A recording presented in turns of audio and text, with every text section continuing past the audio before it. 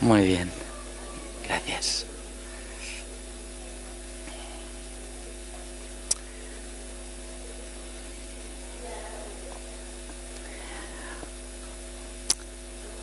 Cada vez que desde este lugar se comparte el mensaje de la palabra, todo mensaje de la palabra debe desembocar en una persona, la persona de Jesús.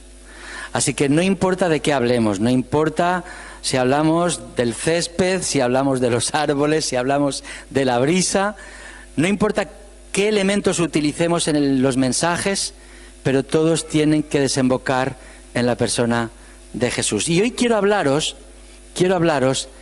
de dos elementos arquitectónicos que se han utilizado y se utilizan como símbolos.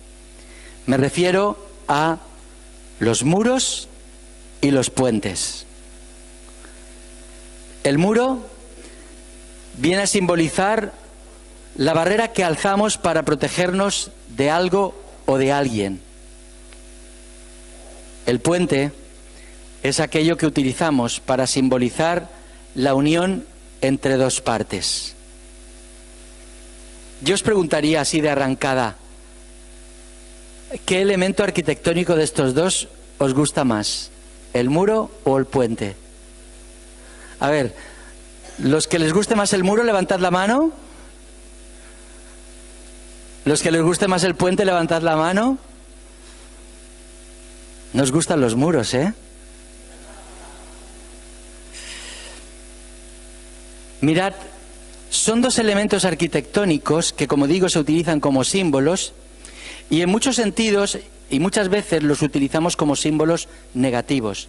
Por ejemplo, el muro es muchas veces símbolo de una barrera que levantamos ante los demás para mostrar nuestro rechazo ante el que es diferente a nosotros. Por ejemplo, los episodios de bullying que se dan en los institutos o en los colegios nos muestran esa barrera, ese muro que se alza ante el que consideramos que es distinto. Está el muro del prejuicio, el muro entre ricos y pobres, ahí tenéis un ejemplo de ello. Este está por Perú y veis la zona, yo creo que ya identificáis cuál es la zona pobre, ¿verdad? Está el muro de las actitudes de rechazo. Todo ello son muros que levantamos con un alto contenido negativo, porque es el muro del rechazo, es el muro del prejuicio, de la separación. Pero también a veces podemos utilizar los puentes no solo como un elemento positivo, sino como un elemento negativo.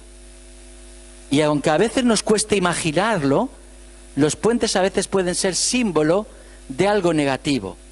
Por ejemplo, hay una tendencia en nuestro mundo en el cual lo malo se nos pretende presentar como bueno y lo bueno como malo. Y es como pretender establecer un puente para unir ambas partes. Y aquello que nos parecía malo, pues con este relativismo moral que existe en nuestros días, poder identificarlo como algo bueno. Y poder tener una pierna en un lugar y la otra en otro, como un puente, de unir lo malo con lo bueno y caer en un relativismo que sin duda alguna no es lo que la palabra de Dios nos enseña en torno a lo que significa definirnos y definir lo que no está bien y lo que está bien, lo que es perjudicial para el ser humano y lo que no es perjudicial. Por lo tanto, un puente entre ambas cosas puede ser terrible, puede ser terrible.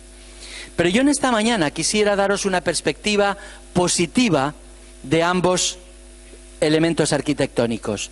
Una lectura positiva de los muros y una lectura positiva de los puentes. Porque también el muro tiene una lectura positiva. Mirad, la historia del libro de Nehemías es la historia de un buen muro. Y todos los que habéis leído el libro de Nehemías, recordáis la historia y recordáis qué es lo que sucedió en una ciudad que era Jerusalén y que había quedado totalmente destruida. En Nehemías capítulo 2, versículo 17, leemos este texto. Ya veis la ruinosa situación en la que estamos. Esto eran palabras de Nehemías a todos los principales de la ciudad de Jerusalén. Jerusalén desolada y sus puertas devoradas por el fuego. Venid y reconstruyamos la muralla de Jerusalén. Dejaremos así de ser objeto de oprobio. Los puse al corriente de lo que me había dicho el rey y de cómo Dios me había protegido. Ellos, por su parte, animándose mutuamente para una tarea tan hermosa, respondieron: manos a la obra y comencemos la reconstrucción. Fijaos, habla de una tarea hermosa. Manos a la obra y reconstruyamos un muro. No todos los muros son malos. Sin duda alguna, el muro de Jerusalén representaba su mayor defensa. La defensa que tenían para protegerse de los pueblos enemigos que querían invadirle y que querían destruir su fe, su cultura, su convivencia y todo lo que configuraba la vida de Israel. Jerusalén estaba en un estado ruinoso y es lo que le movió precisamente a Nehemías, que estaba en el exilio, a pedirle permiso al rey para poder acudir a aquella ciudad y poder reconstruir sus muros, porque estaba hecha una ruina.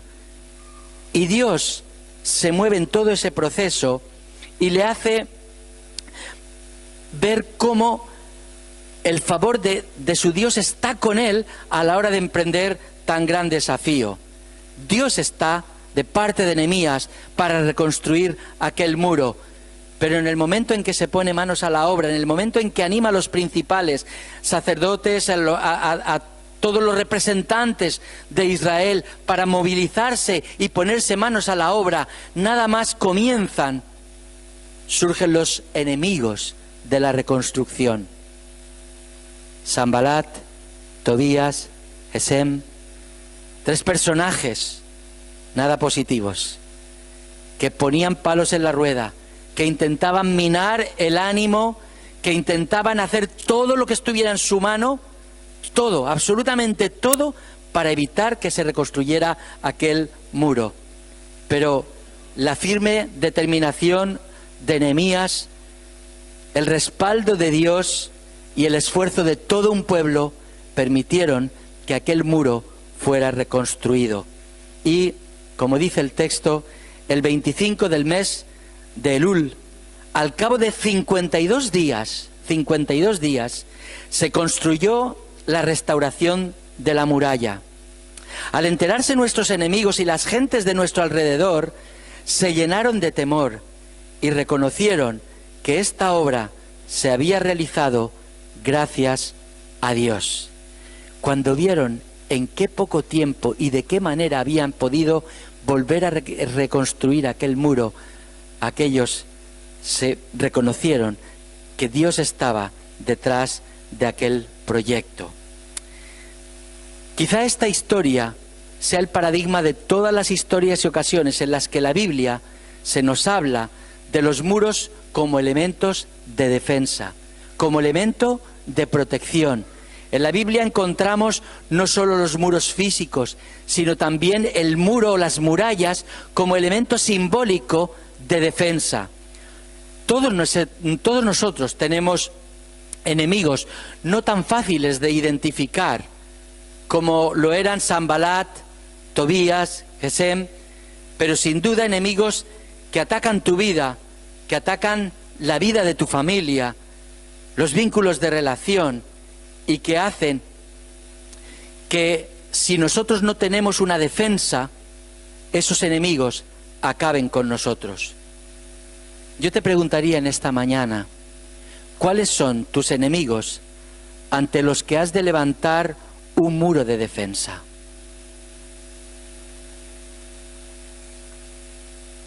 ¿Es tu enemigo tu propio orgullo? Pues tendrás que levantar una muralla ante el orgullo. ¿Tienes algún punto débil en tu vida del cual te sientes esclavo? pues quizá tengas que levantar un muro de defensa para que ese punto débil no acabe contigo. ¿Es la vanidad? ¿Son los celos? ¿Es la envidia? Imagina cuántos elementos, como enemigos, tratan de destruir tu propia persona, la convivencia en tu familia. ¿Qué muralla levantar ante todos y cada uno de estos enemigos? Para estos enemigos no nos sirven los muros de piedra. Necesitamos un muro mucho más poderoso, mucho más fuerte. El pasado 31 de octubre se conmemoraba el 501 aniversario, ¿verdad?, de lo que fueron aquellas tesis de Lutero. Lutero fue un apasionado hombre de Dios, convencido de su fe. Tanto era así que cuando se le invitó en la Dieta de Worms para que él se desdijera de todo lo que había dicho respecto a lo que él consideraba que eran principios sólidos de su fe, le pidieron que se retractara. ¿Sabéis qué estaba en juego? Su vida, su vida. Y él dijo: no puedo ni quiero retractarme. Que Dios me ayude. Y Dios le ayudó. Porque cuando salió de aquel lugar, lo secuestraron. Pero fue un secuestro amigo. Porque lo llevaron a un lugar para poder ser protegido de aquellos que querían condenarle a muerte en aquel mismo momento. ¿Y sabéis dónde fue a parar? Al castillo de Wartburgo. Ese castillo tiene como un alto muro, un muro muy alto, difícil de acceder a ese castillo. Y posiblemente la imagen de aquel castillo donde Lutero fue protegido durante unos años y donde ahí tradujera el Nuevo Testamento y después la Biblia, posiblemente aquel castillo fue lo que le inspirara a componer ese famoso himno que se ha cantado a lo largo de los siglos: Castillo fuerte es nuestro Dios. Fijaos, Lutero no estaba confiado en el castillo físico, material, aquel muro de piedra. Él decía: castillo fuerte es nuestro Dios, defensa y buen escudo. Esa es la defensa que tu vida está necesitando en estos tiempos. Nuestros enemigos, como digo, combaten para destruir la obra que Dios quiere hacer en tu vida y en la vida de tu familia. Y a veces le echamos la culpa: no, es que mi mujer tiene estas cosas y yo ya no las aguanto. No, es que mi marido, si lo conocieras, es que no me soporto ni a mí mismo. ¿Cuántos elementos hay? ¿Y por qué hacen mella en nosotros? ¿Por qué nos debilitan? ¿Por qué debilitan nuestro testimonio? ¿Por qué debilitan nuestras relaciones? ¿Por qué debilitan todo nuestro proyecto o el proyecto que Dios quiere hacer a través de nosotros y con nosotros? Quizá porque las defensas están por el suelo. Quizá porque necesitamos reconstruir ese muro que Dios pone alrededor de nosotros para que esos enemigos no físicos no tengan nada que hacer.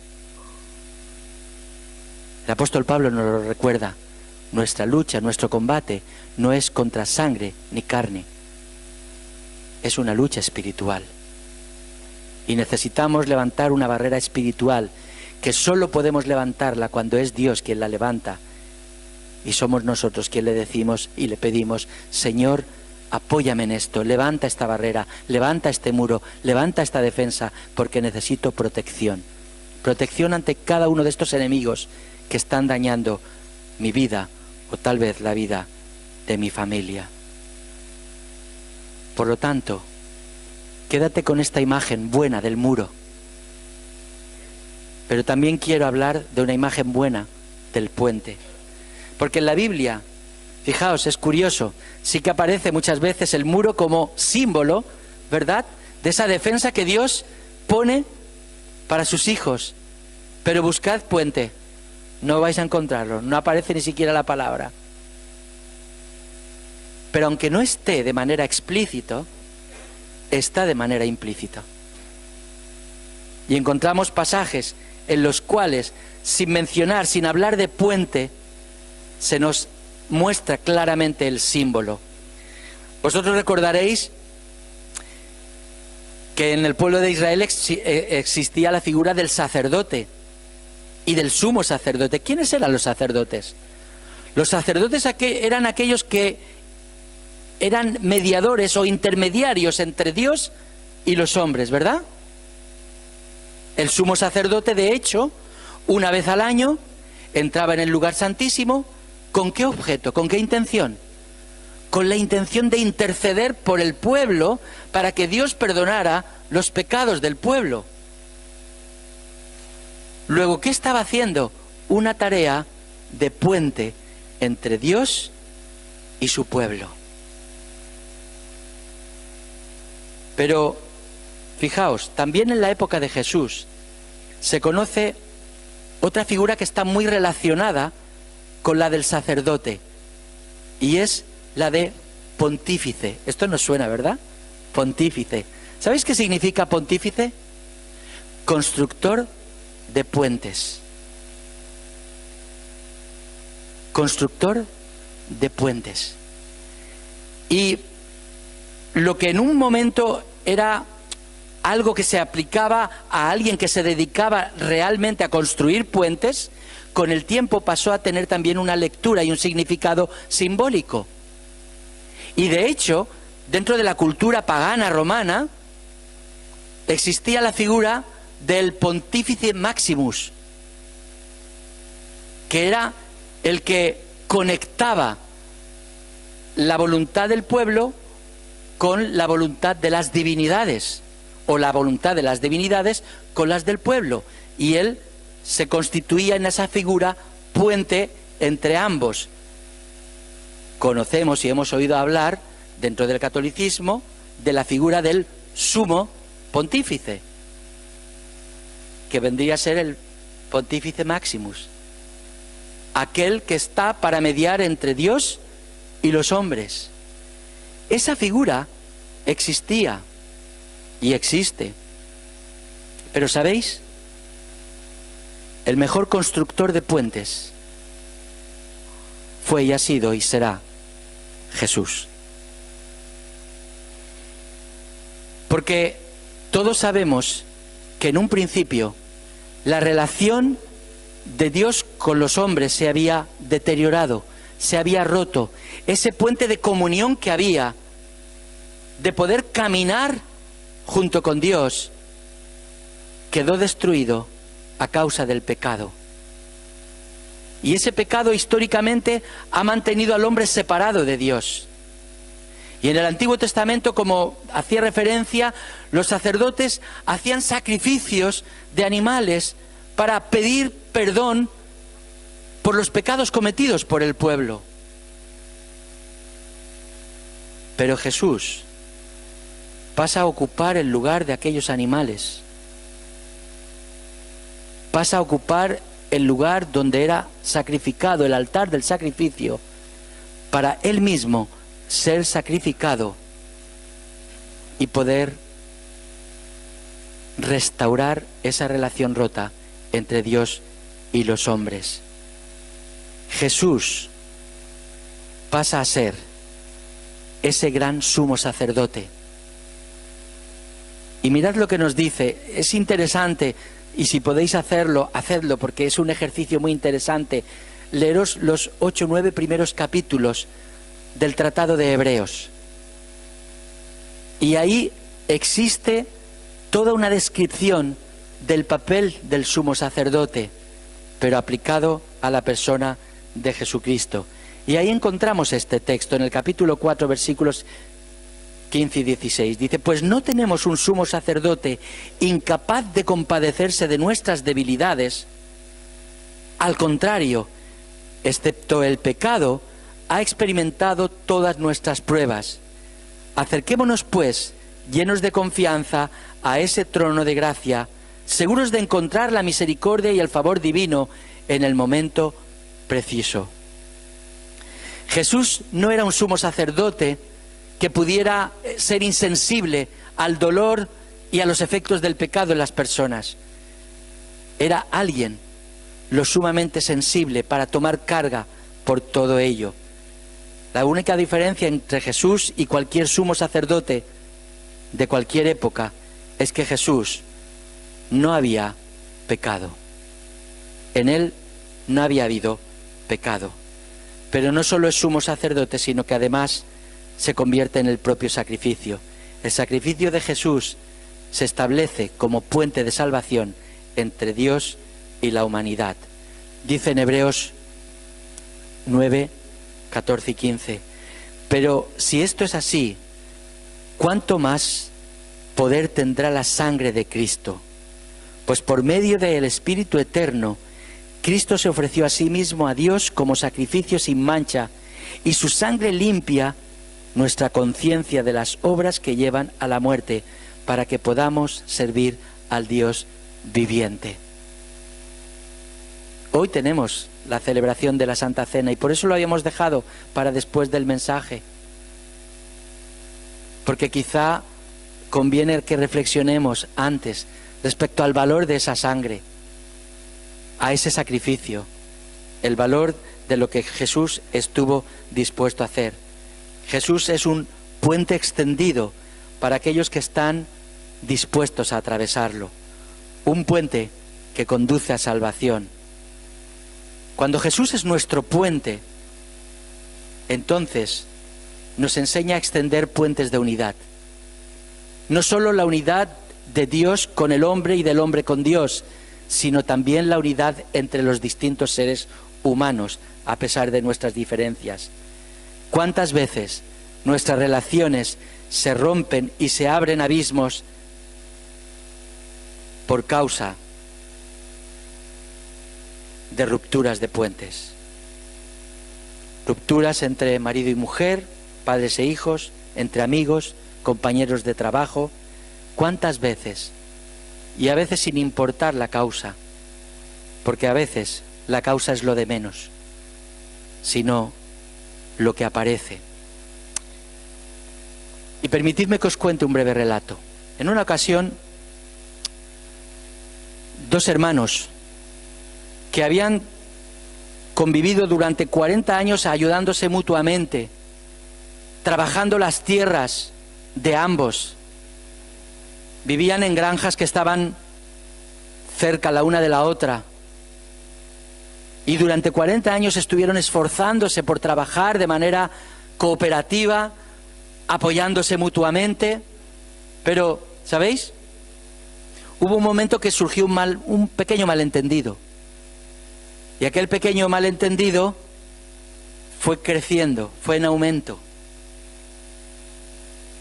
Y empezaron a hablarse mal, para posteriormente dejar de hablarse. Se abrió de entre ellos. Hasta tal punto que uno de los dos, el hermano más joven, decidió desviar el cauce de un riachuelo que había, desviarlo con su maquinaria y hacer que ese riachuelo pasara entre las dos casas, como símbolo de ruptura. Y un día pasó por allí un carpintero buscando trabajo y le dijo al hermano mayor: mira, estoy sin trabajo, no sé si tú necesitas hacer algunas cosas de reparación en tu granja, pero yo me ofrezco para ello. Y el hombre dijo: mira, me vienes muy bien. Mira, allí encontrarás una cantidad de madera tremenda para lo que quiero que hagas. Me gustaría que levantaras un vallado de más de 2 metros de altura, para así no tener que ver más a mi hermano, que es el vecino que está allí enfrente. No quiero volver a verle, y tener un vallado me ayudará a perderle de vista. El carpintero le dijo: he entendido la situación, no se preocupe. Así que ese hermano mayor marchó a la ciudad para comprar provisiones y pasó todo el día en la ciudad. Y el carpintero se puso a trabajar, pero no para construir un vallado, sino que se dedicó a construir un puente.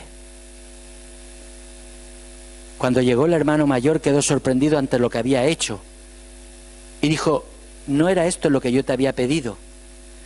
Pero el hermano menor, cuando vio el puente, salió corriendo desde su casa, atravesó el puente, se abrazó al hermano mayor y le dijo: gracias, estoy avergonzado, porque a pesar de lo que yo te he hecho, tú has tenido a bien levantar un puente para que se rompiera esta barrera que existe entre tú y yo. El hermano mayor quedó conmocionado, no había sido su intención, pero aquello le desmontó toda esa ira y todo ese odio que sentía hacia su propio hermano. Así que le pidió al constructor, al carpintero, que se quedara unos días con ellos para que pudiera seguir haciendo más trabajos. Y le dijo: me encantaría. Dice: pero tengo muchos puentes que construir.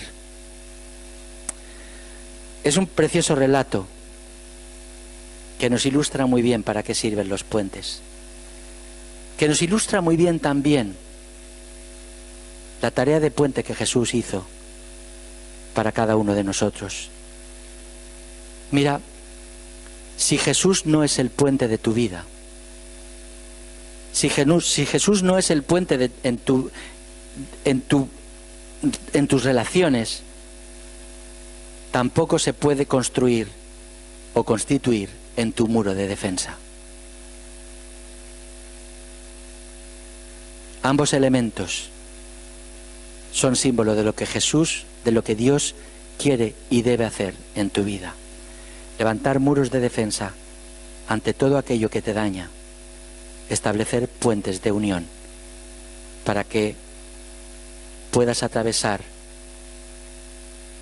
la separación de unidad que a veces se levanta. Mirad, Jesús es el puente. Y me gustaría que pensaras en tu propia vida, en la vida de tu familia. Porque yo cada vez veo con mayor frecuencia hostilidades que se levantan en los núcleos familiares. A veces por malos entendidos, a veces por tonterías, a veces por cosas a lo mejor más relevantes. Pero no hay enemigo lo suficientemente poderoso que pueda destruir tu unidad familiar si Dios está ahí para construir el puente que necesitas. Ahora eres tú quien tienes que dejarle que construya ese puente. Por lo tanto, en esta mañana yo quiero darte simplemente unos pasos para que tú mismo los puedas dar. Identifica cuál es tu enemigo. ¿Cuál es ese enemigo que te está dañando? Que está deteriorando tu propia vida, pero también la vida de tu familia. Deja que Dios sea tu muro de protección. Establece un puente de comunicación con Dios que te permita posteriormente desarrollar un puente de comunicación con aquellos con los que quizá estés enfrentado. Deja que Él te alcance con tu salvación, porque de este modo tú mismo pasarás a ser puente para otros. Es posible que en esta mañana tú digas: no, yo estoy bien, yo estoy en paz, mi familia la tengo tranquila. Repasa tu vida, repásala, repásate a ti mismo, porque probablemente el Señor, si lo haces con humildad, te conducirá a pensar cuáles son esos elementos ante los que necesitas levantar un muro de defensa, o esos otros elementos ante los cuales necesitas que Dios extienda un puente para romper esa separación que existe. Solo tú lo sabes. Solo tú tienes la posibilidad de abrir tu corazón a Dios y decirle: Señor, aquí me tienes, con estas cosas que sin duda alguna me están estorbando, sin duda alguna me están deteriorando. y necesito de ti. Me gustaría invitarte a que oraras en esta mañana. Me gustaría que cerraras tus ojos y te pusieras en las manos de Dios.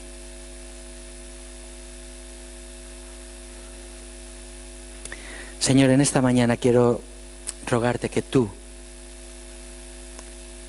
Señor, edifiques un muro de defensa ante los ataques del enemigo, ante esos aspectos que, fruto del pecado, están deteriorando mi vida. Señor, protégeme de todo ello. Sé tú ese castillo fuerte, esa defensa, ese buen escudo para ayudarme. Y también te ruego, Señor, que si hay algún puente que se ha roto, que me separe de otros, o incluso que no esté considerando el puente de Jesús, que me hace estar en comunión contigo, te pido, Señor, que tú lo restaures, para que pueda atravesarlo y pueda abrazarte, y pueda abrazar a mis hermanos o a mis amigos, o abrazar a aquel que ahora, tal vez, no puedo ni siquiera mirarle a la cara. Ayúdame tú, Señor, porque tú eres el constructor de puentes. En tus manos pongo mi vida y te lo ruego en el nombre de Jesús. Amén. Amén.